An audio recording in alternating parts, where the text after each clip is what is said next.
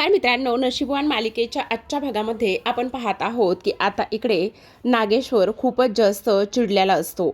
तो सुभानरावांना म्हणत असतो, सुभानराव तुम्ही काही डोक्यावर पडला आहात का? मला काही माहिती नाहीये. तो नाग अजून तरी वाड्यावरच आहे. काही करा पण त्या नागाला तिथून घालवा बरं का. आता सुभानरावांना तर खूपच मोठा प्रश्न पडतो. त्यांनी तर अक्षरशः डोक्यालाच हात लावलेला असतो.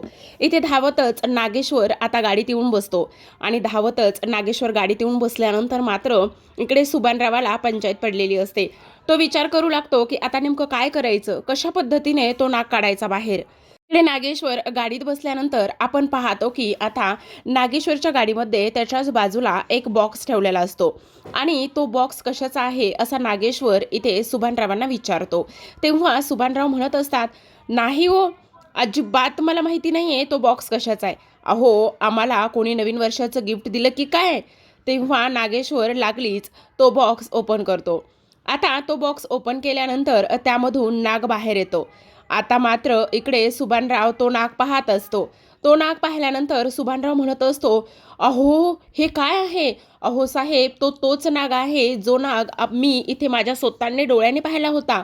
हा तोच नाग आहे जो नाग इथे गिरिजाच्या खोलीमध्ये त्या माणसाने ठेवला होता.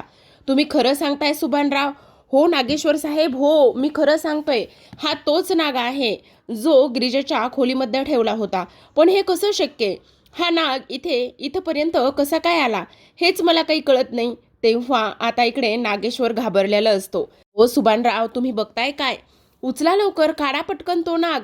ह्या नागाला माझ्या खोलीमध्ये तुम्ही ठेवू नका. माझ्या इथे समोर पुढ्यात आहे तो, त्यामुळे तो नाग पटकन बाजूला काढा. तेव्हा आता नागेश्वर म्हणत असतो, मला खूप भीती वाटते बरं का. तुम्ही असं अजिबात करू नका. काढा पटापट तो नाग बाहेर. तेव्हा सुभानराव म्हणतात, अहो नागेश्वर साहेब, आता मी तो नाग कसा बाहेर काढणार? मला नाही जमत आहे नाग बाहेर काढण्यासाठी आणि मी कसा काढू तो नाग बाहेर? आणि तुम्हाला एक गोष्ट सांगू का, मला काही नागबीक पकडायची इथे मी ट्रेनिंग नाही घेतलेली. मला ह्या सगळ्या गोष्टी अजिबात नाही बरं का माहिती. मी नाही हे सगळं काही करू शकत. तेव्हा सुभानराव म्हणत असतात, पण आता मला तर एक गोष्ट कळत नाही की हा नाग मात्र इथे आला तरी कसा. तेव्हाच आता इकडे नागेश्वर म्हणत असतो, अहो ह्या सगळ्या गोष्टी वगैरे हे सगळं अजिबात हे करू नका. तुम्ही तो नाग पहिले काढा बाहेर म्हणतोय ना मी तुम्हाला. तेव्हा सुभानराव म्हणत असतात, अहो साहेब, पण मी तो नाग काढू तरी कसा बाहेर? मला नाही कळत आहे. मला नाही जमणार आहे ह्या सगळ्या गोष्टी इथे करायला. मला तर खूप भीती वाटते. पण तेव्हा आता लगेच तिथे गिरिजा आलेली असते.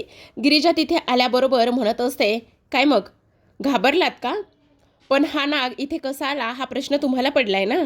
तर तो नाग अगदी तसाच आला आहे जसा तुम्ही माझ्या खोलीमध्ये तो नाग ठेवला होता. बरोबर ना नागेश्वर साहेब? अशाच पद्धतीने मला मारण्यासाठी तुम्ही तो नाग माझ्या खोलीमध्ये ठेवला होता. अगदी बरोबर बोलते ना मी? असं म्हणून आता गिरिजा नागेश्वरच्या घाबरलेल्या चेहऱ्याकडे पाहतच असते. तेव्हा मात्र इथे नागेश्वर म्हणत असतो, ओय काही काय बोलताय? हो, पण आज मात्र मला एक गोष्ट कळली आ. तुमच्या चेहऱ्यावरची ही भीती मी पाहिली, म्हणजे तुम्ही घाबरता बरं का जाम. असं म्हटल्याबरोबर नागेश्वर मात्र पुन्हा एकदा गिरिजाकडे पाहतच असतो. आता नागेश्वर विचार करू लागतो की आता खरंच मी तर एवढा घाबरलोय. तेव्हा मात्र आता तो म्हणत असतो, तुम्ही काय करताय हे? तुमची हिंमत कशी झाली हा नाग इथे माझ्यापाशी इथे सोडण्याची? तुम्हाला मी सांगतोय ना, हा आत्ताच्या आत्ता नाग इथून बाजूला काढा म्हणून.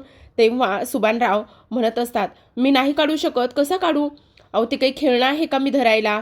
तुम्ही शेपटीला धरा पटकन, धरा धरा. तेव्हा गिरिजा म्हणत असते, धरा हो सुभानराव, धरा धरा, शेपटीला धरा. मग काय होणार आहे तुम्हाला माहिती का? तो साप एवढा विषारी आहे म्हणून काही विचारू नका. मग काय तुम्हाला असा ढसणार आणि असा ढसल्यानंतर तुम्हाला तो पाणीसुद्धा मागू देणार नाही.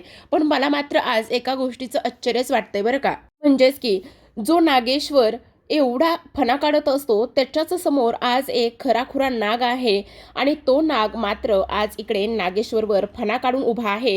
ह्या गोष्टीचं मात्र मला आज आश्चर्यच वाटते, असं इथे गिरिजा म्हणत असते. तेव्हा आपण पाहतो की इकडे मात्र आता गिरिजा सुभानरावांना म्हणत असते, उचला ना उचला, तुम्ही उचला.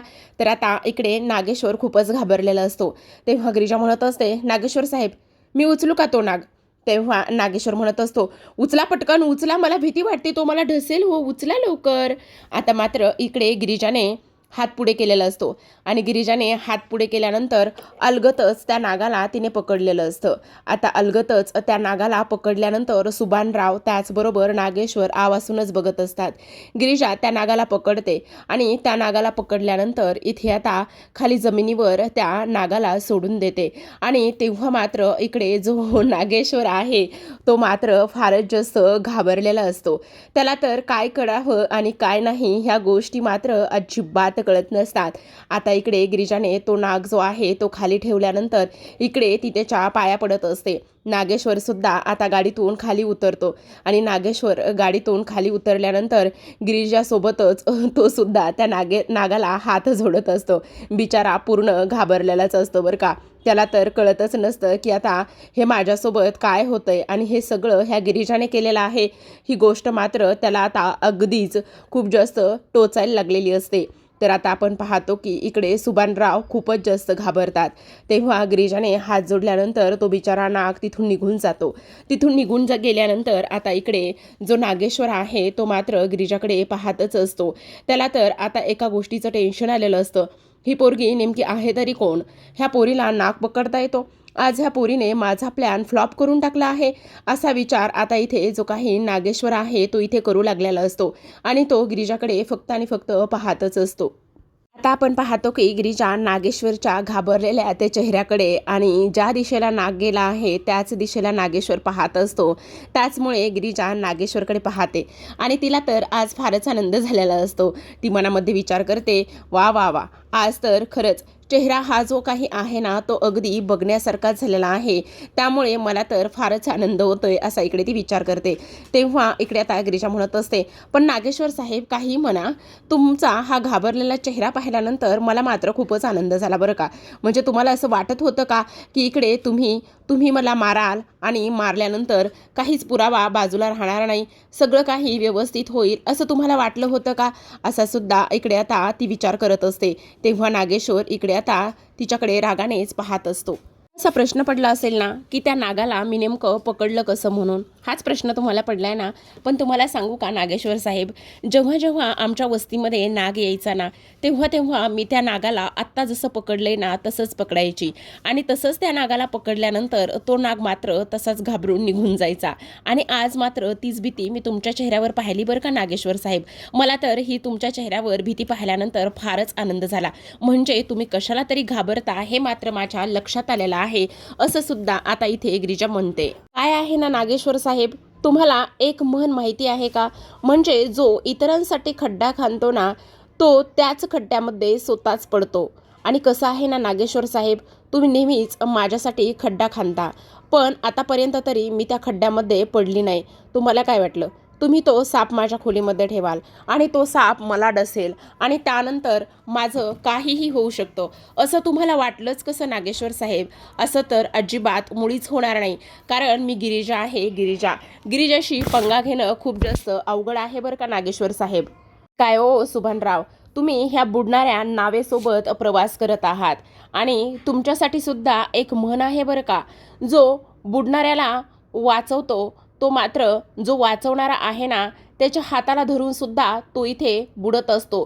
तसं हा माणूस आहे. तुम्ही ह्याला वाचवण्याचा प्रयत्न करताय ना, पण अजिबात नाही, हा तुम्हाला सुद्धा घेऊन बुडल्याशिवाय राहणार नाही बरं का सुभानराव. त्यामुळे काय हो पण सुभानराव, तुम्हाला पोहता येतं का? आता मात्र सुभानरावांना हा प्रश्न विचारल्यानंतर सुभानरावांचा चेहरा अगदीच बघण्यासारखा झालेला असतो. सुभानरावांच्या चेहऱ्यावर अगदीच भीती ही मात्र आता स्पष्टपणे दिसू लागलेली असते. तेव्हा सुभानराव म्हणत असतो, नाही नाही, मला पोहता येत नाही बरं का. नाही, मला नाही पोहता येत. तेव्हा गिरिजा म्हणते, पण काय आहे ना सुभानराव, आता तुम्हाला मात्र मला पोहायला शिकावं लागेल बरं का. कारण कसं आहे ना, उगाचच तुम्हाला बुडून देऊन चालणार नाही ना, असं आता गिरिजा मुद्दामच म्हणत असते. आणि तेव्हा नागेश्वरला म्हणत असते, बरं आबासाहेब, चला मी आता येऊ का?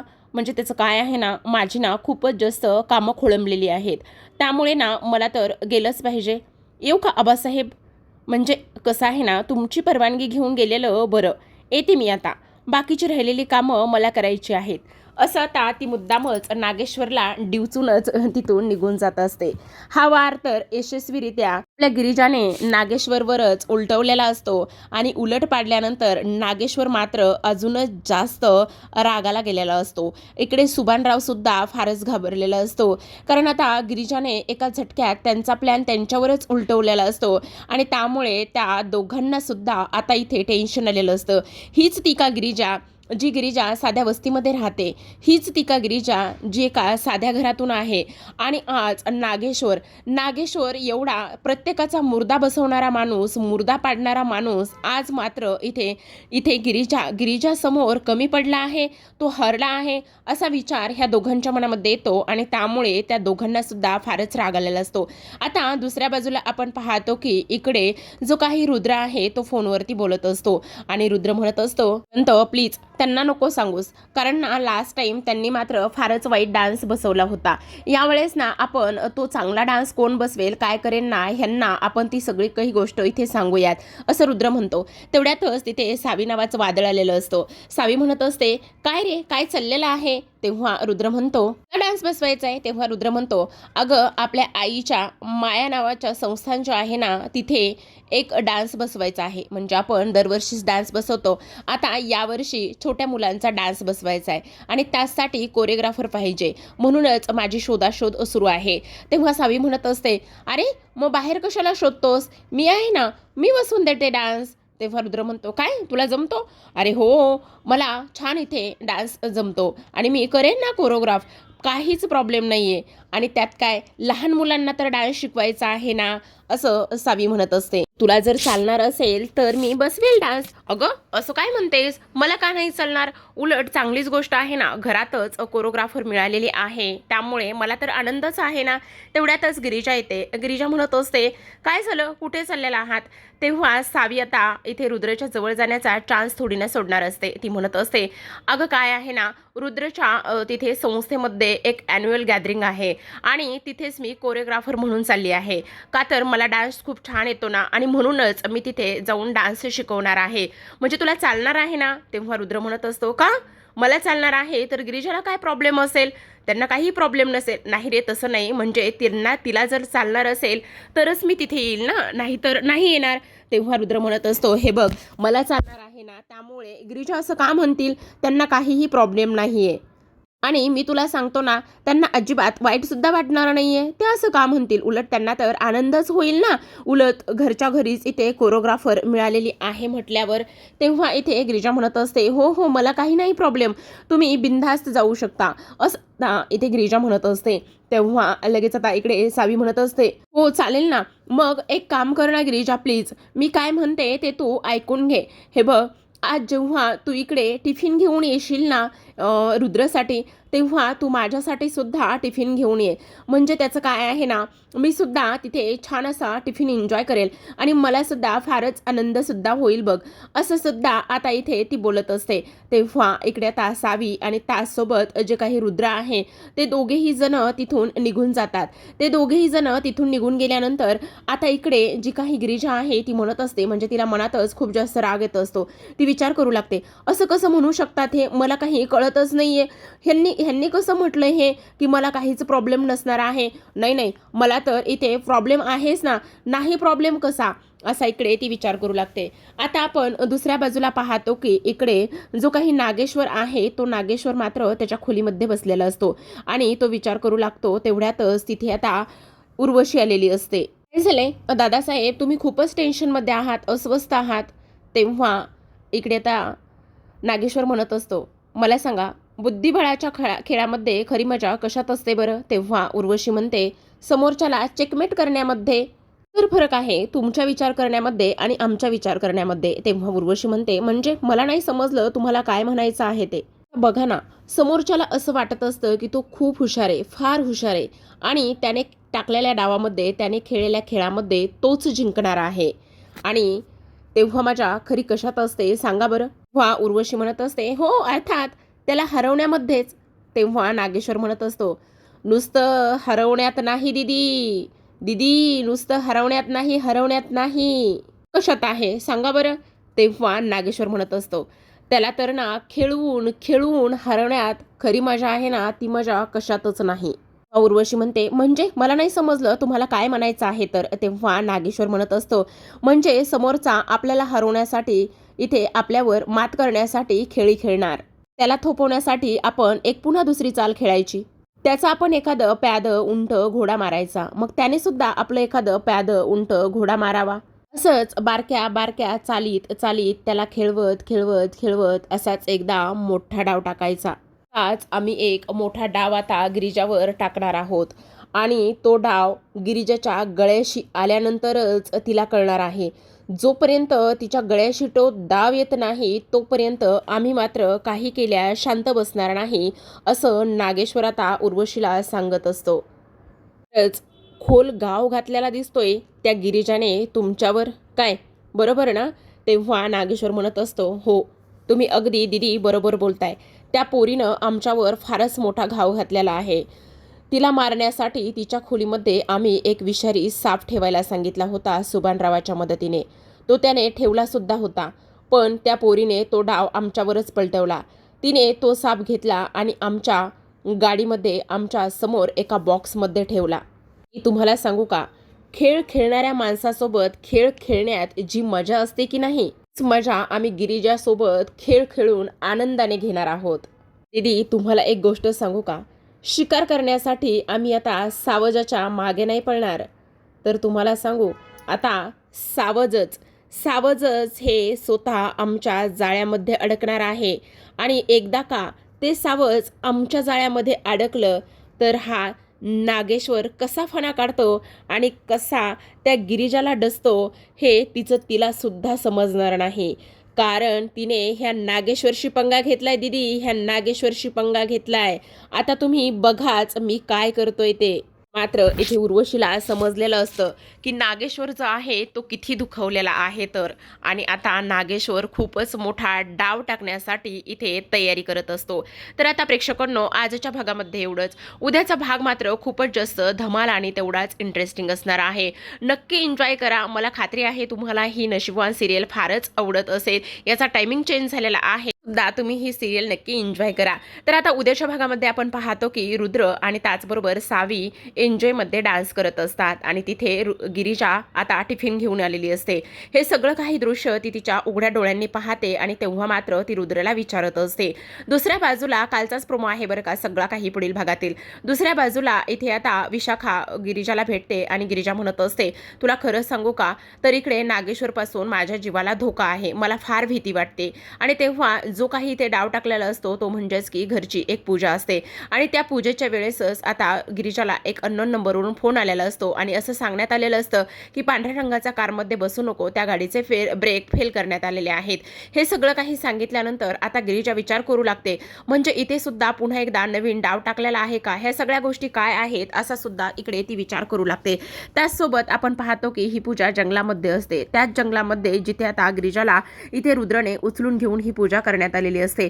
पण आता देवीच्या जवळ गेल्यानंतर आपण पाहतो की इकडे आता त्या दोघांनाही दोन दिशेला दोन टोकांना पाठवण्यात येतं आणि तेव्हा मात्र इकडे धावतच विशाखा आणि त्याचबरोबर तिचा मित्र हे दोघे जण येतात श्री, आणि ते म्हणत असतात की गिरिजा इथे कुठेही भेटलेली नाहीये. आणि नागेश्वर म्हणत असतो आता ती भेटणार सुद्धा नाहीये, कारण तिचा आम्ही जो काही अंत करायचा होता, तिला कशा पद्धतीने गायब करायचं होतं ते आम्ही केलेलं आहे. तर प्रेक्षकांनो काय होईल गिरिजाचं पाहूयात येणाऱ्या भागामध्ये. तोपर्यंत धन्यवाद.